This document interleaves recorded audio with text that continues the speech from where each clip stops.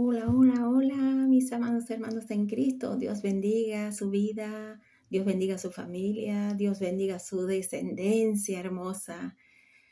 En este día, pues les traemos un tema que sé que va a ser del agrado de todos porque se llama el yugo desigual. Vamos a ver qué nos refleja nuestro Señor en la palabra sobre el yugo desigual, ¿verdad? Pero primeramente vamos a ver lo que es el yugo. ¿Qué significa? ¿Qué significado tiene el yugo, verdad? Bueno, pues el yugo vemos que es un instrumento de madera o una barra que une a bueyes o mulas en una yunta, que es una pieza de madera, ¿verdad? Una pieza de madera con dos arcos que sujetan la cabeza o el cuello de los animales. Miren qué interesante. Pero también dice que el yugo es el dominio o la opresión que una o varias personas ejercen despóticamente sobre otras. Ejemplo, un país puede estar bajo el yugo extranjero, ¿verdad? O sea, sobre el dominio extranjero. Pero bueno, vamos nosotros a la palabra. Dice en 2 Corintios 6:14, y la palabra se lee en el nombre del Padre, del Hijo y del Santo Espíritu de Dios. Mis amados, bueno, pues dice en 2 Corintios 6:14 que dice que no os unáis en yugo desigual con los incrédulos, porque ¿qué compañerismo tiene la justicia con la injusticia? ¿Y qué comunión la luz con las tinieblas? Dice que ¿qué acuerdo hay entre el templo de Dios y los ídolos? Qué interesante, ¿verdad? Dice, porque vosotros sois el templo de Dios viviente, como Dios dijo, habitaré y andaré entre ellos y seré su Dios y ellos serán mi pueblo. Gloria a Dios, mis amados. Dice que Pablo se enfocó en la advertencia que Dios le hacía a la iglesia sobre la vida cristiana y el estar en algo desigual con los incrédulos. Porque dice que, o sea, las personas que no creen son opuestos, como la luz y la oscuridad son opuestos. No tienen nada en común. ¿Por qué? Porque la persona que no cree está viviendo el mundo, o sea, los deleites del mundo, ¿verdad? Y entonces se rigen por los principios de Satanás, porque ustedes saben que Satanás es quien está gobernando el mundo hoy en día. Porque hay tanta desigualdad, porque hay tanta opresión, porque hay tanta tristeza en el mundo, porque Satanás es quien gobierna en el mundo hoy en día. Entonces dice aquí dice que los cristianos deben estar separados del mundo porque el mundo está dirigido por Satanás. Deben estar separados igual que Cristo fue separado de todos los métodos y propósitos y todos los planes que Satanás tenía para con él, ¿verdad? Él no formó ninguna unión con ellos ni participó en sus planes malvados, mis amados. Si nos unimos a otro desigual, andaremos en círculos y esa unión nos traerá asfixia. ¿Por qué? Nos traerá asfixia porque cuando quieras orar no entenderá el por qué oras tantas horas o porque quieres estar todo el tiempo buscando de Dios o porque o entrarás en contradicción porque tú quieres escuchar una alabanza de Dios y la persona no quiere, lo que quiere escuchar es música mundana y entonces siempre va a haber un conflicto, siempre va a haber una contradicción, que quizás esa contradicción llega un momento en que va a traer una contención, va a traer un pleito, va a traer una desavenencia en la pareja, ¿verdad? Pero además, eso puede traer también que te cataloguen como religiosa. No, es que ella está muy religiosa. Estás metiéndote mucho, mucho en la religión. Entonces, son conceptos que ellos tienen que tú, como estás en Cristo, sabes que no es así, que no es verdad, ¿verdad?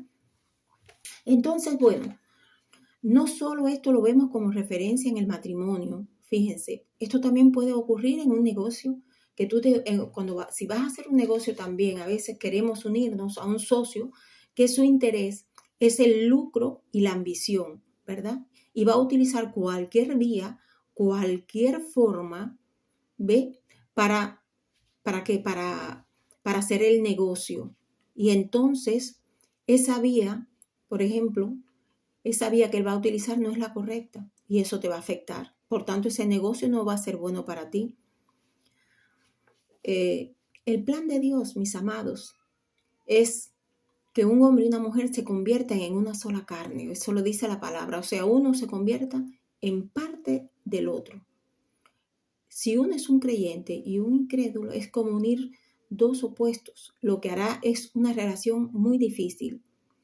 Esto no quiere decir que las personas que ya cuando conocen al Señor ya estaban casadas con una persona que no es de Dios, o sea que no conoce a Dios, pues dice la palabra en 1 Corintios 7:12, dice la palabra, si algún hermano tiene mujer que no sea creyente o viceversa, no lo abandone, porque el marido incrédulo es santificado en la mujer y la mujer en el marido, pues de otra manera sus hijos serían inmundos, mientras que ahora son santos.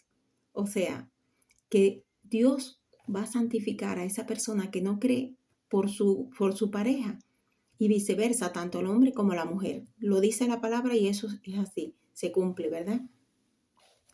Esto sucede, por eso Dios temía que su pueblo se uniera en yugo desigual, porque se corrompería adorando a otros dioses falsos, ¿verdad? Se apartarían de Dios y le servirían a otros dioses. Esto también le pasó a Salomón. Ustedes saben que Salomón fue un rey, hijo de David, que Dios le concedió mucha sabiduría, ¿verdad? Entonces él pensó que porque Dios le había concedido esa sabiduría y le concedió tantas cosas, tantas riquezas, pues sencillamente esto no le iba a pasar a él. Y entonces hizo oídos sordos a eso. Por tanto, sus esposas lo hicieron inclinarse a otros dioses y perdió el favor de Jehová. Y por culpa de su desobediencia, el reino fue dividido. O sea que Dios le permitió a Salomón descansar el tiempo de su vejez, pero ¿qué pasó? Que en el reinado de su hijo, como él se lo había prometido a David, de su descendencia, pues el reinado de su hijo fue dividido. ¿Por qué? Por la desobediencia de Salomón, porque después, producto a sus mujeres, se llevó por sus mujeres y esto trajo consecuencias nefastas en su vida, porque tuvo que adorar, se vio obligado, al final adoró otros dioses y levantó altares para esos otros dioses. Por eso es importante entender, mis amados, que si estamos solteros, busquemos siempre una persona que sea temerosa de Dios, que conozca del Señor, para nosotros llevar una vida, o sea, convertirnos en una sola persona y llevar una vida como Dios lo demanda, con el amor de Dios, conociendo de Dios y dando el amor de Dios a nuestra descendencia. Porque si nosotros nos unimos a una persona en matrimonio que conoce del Señor, que conoce la palabra del Señor, pues nuestra descendencia también será educada bajo esos principios. Pero si nos unimos a una persona que nada tiene que ver con Dios, al final o nos apartaremos de Él o al final terminaremos en el mundo también, deleitándonos con los deseos del mundo y con todos los vicios del mundo. Y nuestra descendencia no será educada bajo los fundamentos de la palabra de Dios. Por eso yo hoy les exhorto a todos aquellos que todavía no han encontrado pareja, pues que cuando van a buscar la pareja tienen que consultarlo con el Señor, tienen que pedirle orientación a nuestro Padre amado, que Él se las dará. Y estoy convencida que debemos de esperar en el tiempo del Señor, porque es muy importante. Si esperamos en el tiempo del Señor, el Señor obrará y nos buscará aquella persona que Él tiene para nosotros, la persona que Él ha escogido para que se una a nuestra vida por siempre, para que se una a nuestra vida para dar frutos y frutos en abundancia, mis amados hermanos. Entonces, bueno, les exhorto que sigan esta palabra, este consejo que dice la palabra y nos vemos en el próximo tema. Les deseo que pasen un feliz día lleno del amor y de la paz de Dios. Dios los bendiga, mis amados.